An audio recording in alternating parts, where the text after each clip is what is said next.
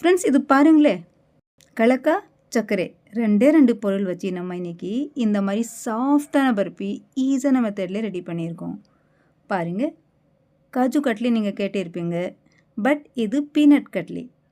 அதே மெத்தட், அதே மாதிரி. இந்த ஸ்வீட் ரெடி பண்ணுறதுக்கு நம்ம பொருள் வெளியே வாங்குறது தேவையில்லைங்க. வீட்டில் இருக்க பொருள் வச்சு ஈஸியாக செய்யலாம். ரெண்டே ரெண்டு பொருள், சர்க்கரை, கலக்கா.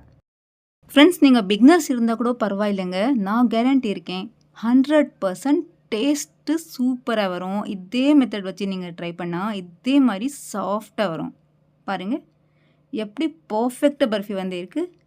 இந்த பர்ஃபி ரெடி பண்ணுறதுக்கு டைம் அதிகமாக கூட இல்லைங்க, இன்ஸ்டன்ட்லி நம்ம வீட்டில் ரெடி பண்ணிக்கலாம். பார்க்கலாமா? ஈஸியான மெத்தட்லே வாங்க.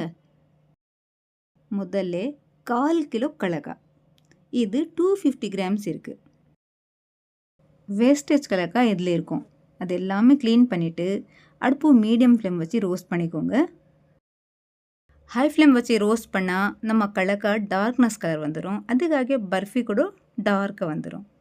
இந்த மாதிரி லோ ஃப்ளேம் வச்சு ரோஸ்ட் பண்ணிவிட்டு வர கலக்கா நான் செக் பண்ணி பார்த்தேன்னா நல்லா ரோஸ்ட் ஆகிட்டு இருக்குது. இந்த டைம் அடுப்பு ஆஃப் பண்ணிவிட்டு வேறு பிளேட்டில் மாற்றிக்கோங்க.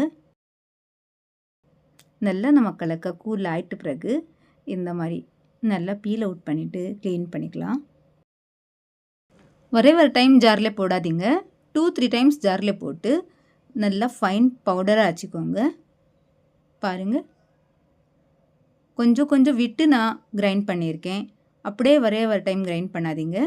இது சைடில் இருக்கட்டும். இப்போது வாங்க, வானல்லே அதே கப்லே 3/4 கப் சர்க்கரை, 1 கப் கலக்காக்கு 3/4 கப் சர்க்கரை சரியான இனிப்பு, 1/2 கப் தண்ணி, 3/4 கப் சர்க்கரை 1/2 கப் தண்ணி, நான் கொஞ்சம் எக்ஸ்ட்ராவே தண்ணி சேர்த்துருக்கேன்.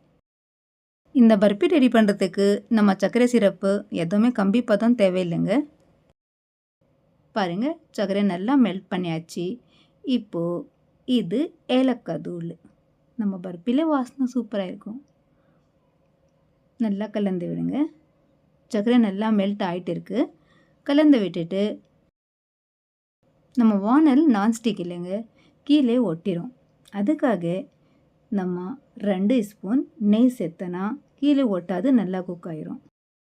இந்த பர்ஃபி குக் பண்ணுறதுக்கு நீங்கள் நான்ஸ்டிக் கடாய் யூஸ் பண்ணிட்டு இருந்தால் கண்டிப்பாக நீங்கள் நெய் யூஸ் பண்ணாதீங்க.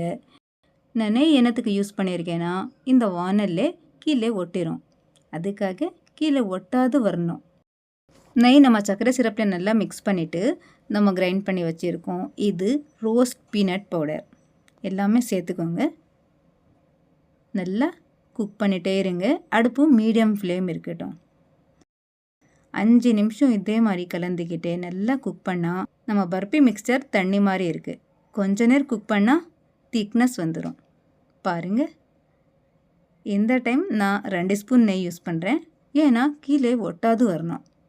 நம்ம பர்ஃபி டேஸ்ட் கூட அதிகமாக ஆயிரும். 2 ஸ்பூன் நெய் போதுங்க. நான் ஃபுல்லாக 6 நிமிஷம் மீடியம் ஃப்ளேம் வச்சு இதே மாதிரி கலந்துக்கிட்டே இருக்கேன். டெக்ஸ்டர் பாருங்கள், திக்னஸ் கரெக்டாக வந்திருக்கு. இந்த மாதிரி ரவுண்டாக ஷேப்பில் வந்தால் அடுப்பு ஆஃப் பண்ணிக்கோங்க. நம்ம பர்ஃபி மிக்சர் பர்ஃபெக்டாக குக் ஆயிடுச்சுன்னு அர்த்தம். அப்படியே விடாதீங்க, இதே மாதிரி கலந்துக்கிட்டே எடுத்து வந்து இந்த மாதிரி பிளாஸ்டிக் ஷீட்டு இல்லைனா பட்டர் பேப்பர் இருந்தால் கூட பரவாயில்லைங்க, ஆயில் தடவிட்டு இல்லைனா நெய் அப்ளை பண்ணிவிட்டு இந்த மிக்சர் போட்டு ஸ்பேச்சுலா இல்லைன்னா நீங்கள் ஸ்பூனில் கூட இந்த மாதிரி நல்லா ஃப்ளாட்டாக பண்ணிக்கோங்க. சாரி, ஃப்ளாட்டாக இல்லைங்க, இதே மாதிரி மிக்ஸ் பண்ணிகிட்டே இருந்தால் நம்ம மிக்சரு நல்லா திக்னஸ் வந்துடும். பாருங்கள், முதல்ல எப்படி இருந்துச்சு, இப்போது பாருங்கள் நல்லா திக்காயிட்டு இருக்குது. அவ்வளோதாங்க. இப்போது நெய் நம்ம அப்ளை பண்ணியிருக்கோம், அது பிளாஸ்டிக்கு மேலே வச்சு லைட்டாக ப்ரெஸ் பண்ணி விடுங்க. எவ்வளோ மெலிசாக இருந்தாலும் இந்த காஜு கட்லி ஷேப் சரியாக வந்துடும். திக்னஸ் உங்களுக்கு பிடிச்ச மாதிரி நீங்கள் மெலிசாக கொஞ்சம் திக்னஸ் இருந்தால் கூட பரவாயில்லை.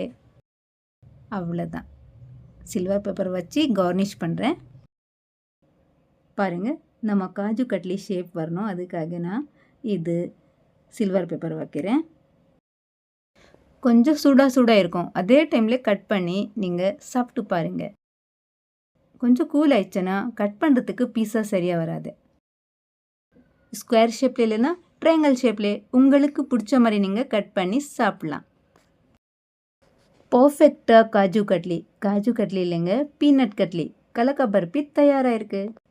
திக்னஸ் பாருங்கள், கரெக்டாக நம்ம கடையில் வாங்கினா எப்படி இருக்கும் அதே மாதிரி வந்து இருக்குது பாருங்கள். எதுவுமே நம்ம சர்க்கரை சிரப்பில் கம்பி பதம் கூட தேவையில்லை. இதே மெத்தட் இதே மாதிரி நீங்கள் ட்ரை பண்ணால் காஜு கட்லி இல்லைங்க, பீனட் கட்லி கலக்கா பர்பி சரியாக வந்து இருக்குது. சில்வர் பேப்பர் ஆப்ஷனல் தான், பிடிச்சனா வைங்க, இல்லைன்னா அப்படியே கூட நீங்கள் சாப்பிட்லாம். இந்த ஈஸியான ரெசிபி கண்டிப்பாக உங்கள் வீட்டில் ட்ரை பண்ணலாம்.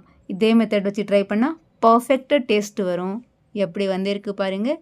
கண்டிப்பாக ட்ரை பண்ணி பார்த்து கமெண்ட் பண்ணுங்கள் உங்கள் ரெசிபி எப்படி வந்துச்சு. ஏன்னா நம்ம வீடியோ கண்டிப்பாக பிடிச்சிருக்கும். பிடிச்சிருந்தால் ப்ளீஸ் லைக் பண்ணிவிட்டு உங்கள் ஜூஹி தமிழ் சமையலை மறக்காமல் சப்ஸ்கிரைப் பண்ணிவிட்டு கூடவே பெல் கிளிக் பண்ணிக்கோங்க. ப்ளீஸ் உங்கள் ஃப்ரெண்ட்ஸ் ரிலேட்டிவ்ஸில் கண்டிப்பாக ஷேர் பண்ணிவிட்டு போங்க. தேங்க்ஸ் ஃபார் வாட்சிங்.